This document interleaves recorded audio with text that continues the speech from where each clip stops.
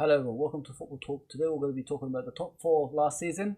I'm assuming those are going to be the ones who's going to be challenging Liverpool for the Premier League. So let's talk about the transfers and what could affect Liverpool next season.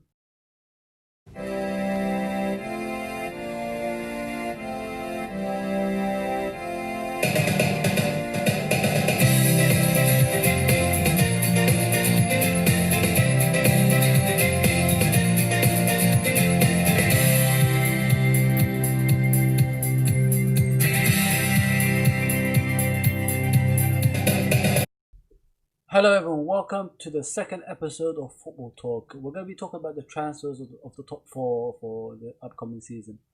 What players they buy and what effect it could have on Liverpool by challenging us. So let's do this. Let's speak about us, obviously Liverpool. We bought one player in Kostas Tsimikas for obviously 11.75 million. He's a cover for Robertson, as I already explained before. He's going to be challenging for Robertson in the left back position and then push Robertson further by the way he plays, obviously. There's no, like, if you have a player like pushing you from the back and for your position, you have to perform game in and game out. So that's what Robertson has to do. As for other transfers, obviously we're still chasing Thiago Alcantara. It's a bit difficult. Obviously Liverpool and Bayern Munich are two stubborn clubs. Bayern Munich want 35 million for him. Liverpool wants to pay 30 million. So it's just back and forwards at the moment. Hopefully they will come. They'll be becoming an agreement both teams, and we will get Thiago Alcantara. Speaking about Alcantara, what convinces me that he's coming to Liverpool is he's one of the top five midfield players in the world, and no other teams are going for him. There must be a reason this is happening, and there must be a reason they're linking him with Liverpool. Why are we the ones who are linked with him while there's other top teams around the world that could get him? That's what convinces me that he's actually come to us, and let's hope he does, because I think he'll be a dynamic on the midfield. He's different to what we got. He's going to be more creative, set piece specialist, and he's good at basically defending as well. So he's basically what Klopp normally has in his midfield, but with a bit more quality. Let's speak about Man City. They bought Nathan Ake and Torres from Valencia. We already know about Ake because we've seen him for years in the Premier League, especially playing for Chelsea and Bournemouth and a few other clubs as well.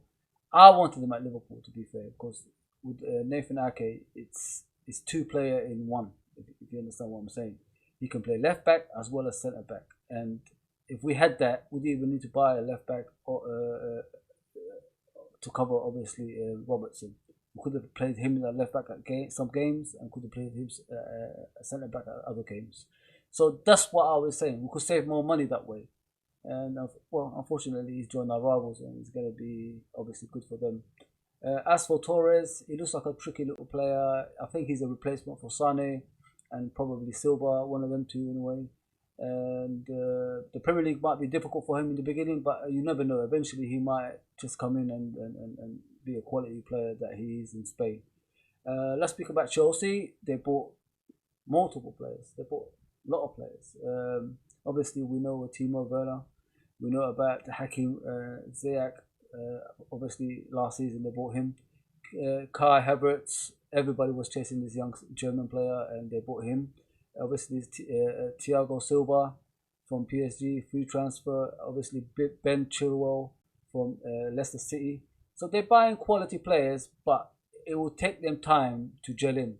You don't buy a lot of players and expect everybody to be like all together straight away. It doesn't take that. Look at Liverpool with Klopp. It took us time to gel the squad and get the right players for the right positions. And we used to do that in the past. We used to buy a lot of players, and it wasn't gelling. That's why we always used to finish third, fourth, fifth, because we didn't buy the right players for the right places, and we were just buying for buying sake, and we never used to get anywhere with that. So I hope they don't get anywhere with that anyway. And yeah, Chelsea look frightening, people. Let's just be honest. Chelsea are frightening. They're going to be quality. team next season. Are they going to challenge? Like I said, if their players actually gel, then we should be all scared. But it might take them time. I can see only City, Liverpool so far. Man United bought Donny van der Beek for 35 million. Is he gonna be? Is he gonna be like that, improving Man United? I don't know.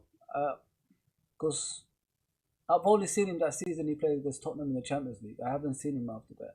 Has he improved? Is he going to be different in the midfield? They already got a lot of midfielders. So where is he going to play? And is he going to be frightening like he was that season with Ajax in the Champions League when they almost made it to the final? We'll see. We'll see with him. Obviously, they got Fernandes and they are trying to get Jadon Sancho from from Borussia Dortmund.